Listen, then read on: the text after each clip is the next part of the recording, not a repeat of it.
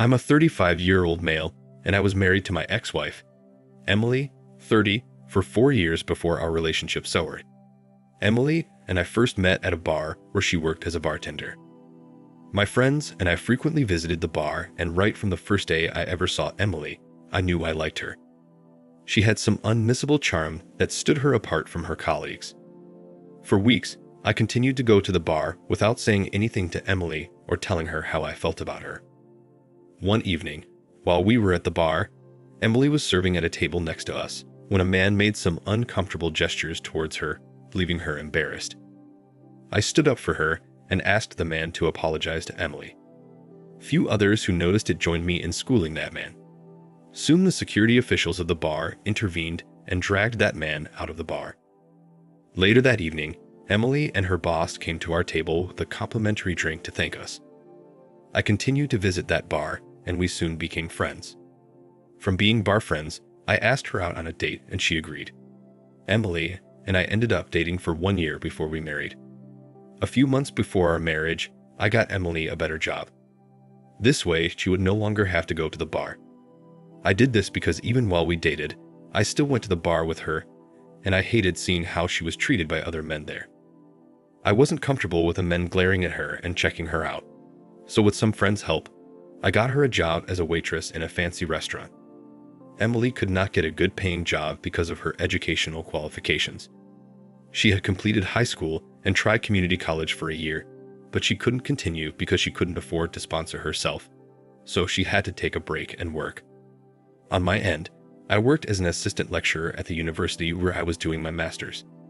Because I loved Emily so much, her educational background did not matter to me. I had even secretly put money aside for her college and planned to tell her when the money was enough. Apart from Emily not attending college, she was street smart, hardworking, and open-minded. She was always ready to try out something that would bring her new results, and she was always eager to learn. Her open mind and eagerness to learn something new were the attributes I loved most about her. During the first 2 years of our marriage, we were happy and immensely enjoyed each other's company, but there was something that bothered me from time to time. At the beginning of our marriage, I wasn't concerned about it, but after 3 years and Emily could not conceive, I became very bothered. While we were dating, Emily and I talked about the number of children we wanted and even had their names in advance. We'd both agreed on having 2 kids, and it didn't matter if it was 2 boys, 2 girls, or a boy and a girl. What mattered the most was that we'd have the first one in the first or second year of our marriage and have the second child some years after the first child. It was a perfect plan, and I looked forward to it. I wanted a situation where my first child would be at least 14 years old when I turned 50 and the second child would either be 10 or 8. But I was worried when the first 2 years of our marriage passed, and we were slowly progressing to the end of the 3rd year without Emily conceiving. She knew I loved children and was aligned with the plan, but sometimes she gave me mixed signals about having a baby. We ran a series of tests, took medication, and did fertility tests. All the tests confirmed that we were both fine, but I still didn't understand why she could not conceive. I couldn't even trust the test results from only one hospital, so we did the test at different hospitals and the results were all the same. When we eventually clocked 3 years together and didn't have a child, this began weighing me down. I had been disappointed so many times in other areas of my life, and I didn't think I'd also be disappointed in the area of having children. By the 3rd year of our marriage, the bond between Emily and I was slowly fading. We no longer spent time together like we used to, and many things changed between us. Those times, we couldn't even have a long conversation without me mentioning the things we would do together once we had a child. And this was a big turn-off for Emily. She started complaining that I was more concerned about the future than living in the present. Shortly after we celebrated our 3rd anniversary, I realized how distant we had become. I promised Emily that we would return to the couple we used to be, and I would no longer worry about children. I didn't want to miss the opportunity of growing with Emily. She was happy and explained that God gives children, and whenever our time comes, He would bless us with children. I knew she was right.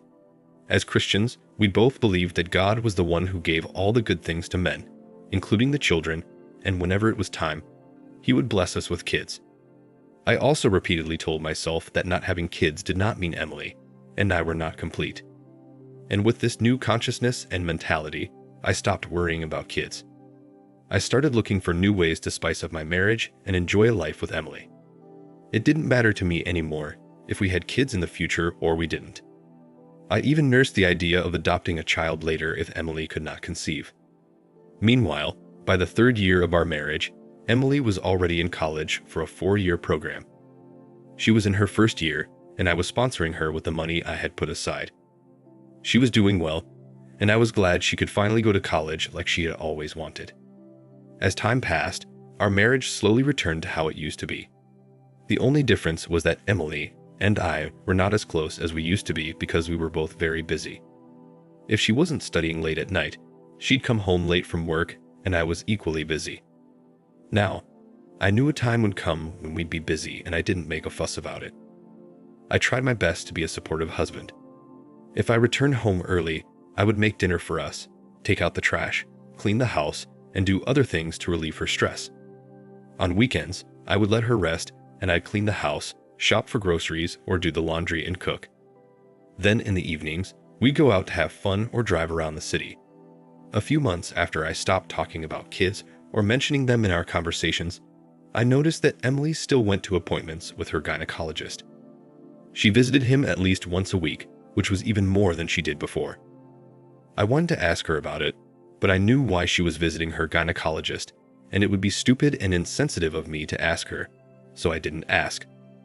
I believed that she wanted to do things at her own pace, and if she was still visiting her gynecologist, there was nothing wrong with that. In fact, I was impressed that she didn't stop seeing him just because we stopped talking about kids, so this enhanced our intimacy. In our early days of marriage, we used to do it 2 or 3 times a week, but after our repeated attempts of conceiving failed, we would go a whole week without doing it. But after Emily became more serious with her gynecologist, she'd make us do it at least once or twice a week, and they were mainly on the days she returned from her appointments. Whenever she did this, I was always happy because I believed her gynecologist advised her to come to me, or maybe there was something she was trying to test out. For once, I never questioned her, and I was available for her whenever she wanted it. Aside from me thinking that Emily wanted to have babies, the increase in her intimacy helped bond us more, and our relationship improved. For months, things continued like this. Also, the more we got intimate, the more my hopes for having a child increased. Although I never mentioned it to her, I was hoping one day she would come with excitement and tell me she was pregnant, but that never happened. I'm also glad it never happened. If I had not discovered the truth just at the right time, I would be raising another man's child now. Throughout the months she had been visiting her gynecologist, I never knew she was cheating on me and having an affair with the same gynecologist I respected. He was in his late 40s, and I was even thinking of paying him a visit to thank him for consistently standing by Emily. He was referred by one of her aunts who could not conceive for years, and with a gynecologist's help, she finally conceived and bore a child. 2 weeks ago, I discovered something fishy. I was in the bedroom, struggling to sleep that evening. That day I was so exhausted from work all day, I couldn't even make dinner or do what I usually did. I went straight to our bedroom, took off my clothes and shoes, and jumped in bed. Before Emily returned home, I had fallen asleep, but the sound of her car as she drove into the driveway woke me up. I was utterly awake because I'm a very light sleeper, but my eyes were still shut when Emily entered the room. I'm guessing she thought I was asleep, so she continued muttering on her call. And while hanging up, she said, "I love you. See you tomorrow after work." I froze in bed and wondered who she was talking to. I knew it wasn't any of her siblings or parents because Emily did not express her emotions like that. I remained in bed while she went to make some dinner, and approximately 35 minutes later, I came out of the room and pretended as if I had just woken up. I knew Emily was smart, so I had to stay that long in the room so she wouldn't think or suspect I heard her conversation. I intended to wait for her to fall asleep and then access her phone to see who she was talking to. Honestly, I didn't care if she was talking to her best friend or another female. I wanted to be sure she was not cheating on me or doing anything behind my back. Later that night, after Emily slept and snored, I accessed her phone. The last number she called was her gynecologist. I did not want to believe it when I saw it, so I went through her text messages and WhatsApp chat. She was not a social media person, and aside from LinkedIn, she was building a professional brand. The only social media app she had was WhatsApp.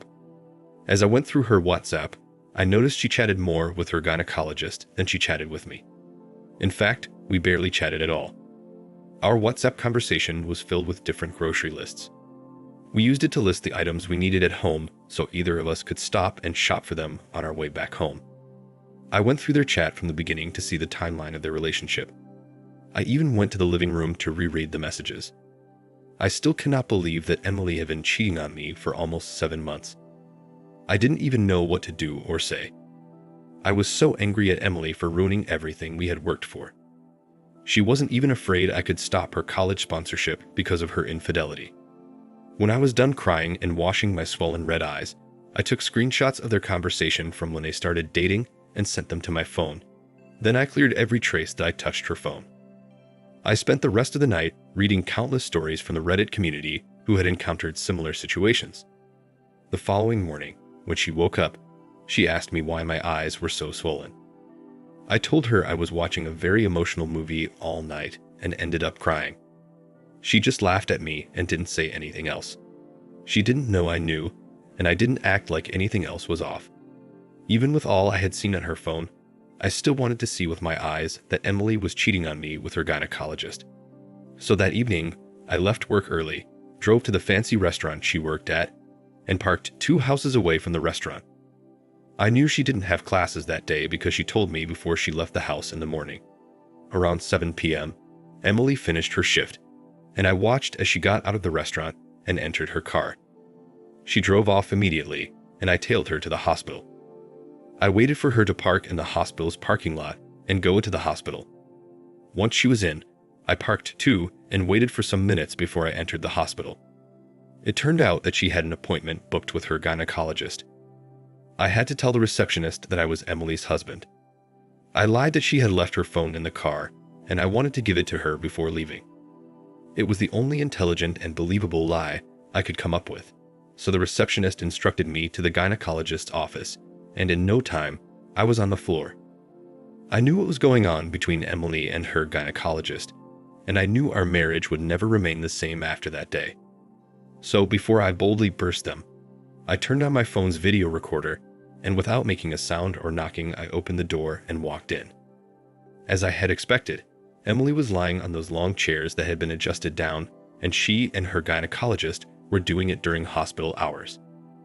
I ensured to record it so that she or the judge didn't dismiss my case, saying that it was an examination or something, because a gynecologist does access private parts.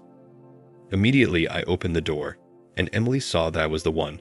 Her face turned pale, and she pushed the gynecologist away. The gynecologist was scared and confused at the same time, and when Emily told him I was her husband, he froze. I didn't make a scene or yell. I just stood by the entrance of his office, recorded the video, and walked out. Their reaction confirmed that there wasn't any examination going on, but a foul business. Emily ran after me half naked. When I got into the elevator taking me to the ground floor, she stood there and begged me to listen to her. Her voice was so loud, and people were already coming out of their rooms and offices to see what was happening. I had to fake a smile with the secretary on my way out, and I drove home. When I got home, I texted her and told her not to bother coming home, and that was it. I changed the locks of my house. For 2 weeks, Emily has not come home, but she has been blowing my phone with calls and messages. I did that because I wanted to clear my head. Apart from posting this here, I haven't told anyone about her cheating yet, and it's eating me up from the inside. I have decided that I do not want our marriage again, but before we divorce, I want to punish her and let her feel the pain she put me through. I'm so confused right now, and I don't know what to do. Any suggestions would be appreciated. Now for the first update. Hello everyone. Thank you for your comments and for your suggestions. I'm still shocked that Emily could do this to me after everything I did for her. Emily was always my priority, and I put her needs before mine. I should have taken so many expensive courses to help improve myself, but I didn't take them because I wanted Emily to attend college. I push all my savings to sponsor her. I'm still deeply hurt, and I don't think I'll ever get over the pain she has caused me. So, someone here commented that I'd play with her a bit and make her publicly humiliate herself before I serve her the divorce papers. I think it's the best thing to do, and I have also decided to withdraw all my support from her education. If she wants, she can continue college with her peanut earnings. It's not my business anymore. 3 days ago, I took Emily's call after weeks of not talking to her. When I did, she started crying on the phone and pleaded with me to at least let her come home so that we could talk. I knew she would ask for this, so I told her to come over. She came over 15 minutes after we ended the call, and I let her in. I didn't want it to look like I was pretending, so I expressed my feelings and disappointment calmly, and she went to her knees and apologized to me. She said that she didn't know what came over her and that it would never happen again. She even promised to stop seeing any gynecologist alone if I gave her a second chance. She said that the gynecologist had manipulated her into all these things by saying that I was impotent, and she had to take his help to get pregnant.